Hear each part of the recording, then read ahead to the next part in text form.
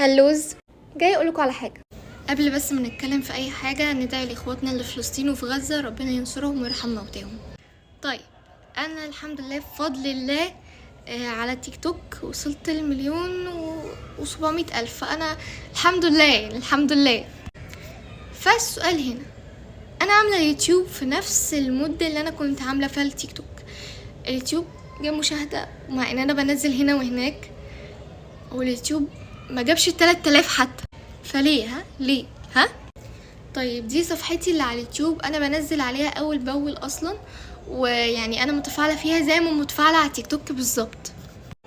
وكمان انا الفتره دي لو تلاحظوا عليا ان انا بقيت بنزل فيديوهات مدتها بقت اطول، فان انا انزلها على تيك توك كامله صعب شويه، تبقى صعبه بحيث ان هي ممكن تعدي ال10 دقايق.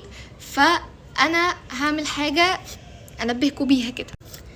يعني قريب الفيديوهات اللي انا هنزلها هتكون مدتها طويلة، هنزل مثلا جزء منها هنا على تيك توك، ولو عايزين تشوفوها كاملة هتبقى على اليوتيوب، لان اليوتيوب كده بيبقى الفيديوهات عليها يعني تتحمل 2-3 ساعات وانت مرتاح.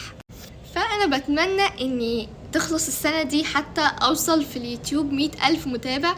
يعني انا عايزة احس احساس الشهرة على اليوتيوب بس. واللينكات كده انتوا هتلاقوها عندي في بايو تيك توك، وعندي برضو على الفيس والبيج وفي كل حتة.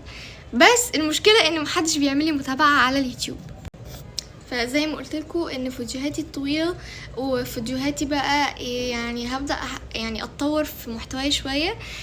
ففيديوهاتي كلها هتبقى في اليوتيوب لو عايزين تتفرجوا عليها كاملة.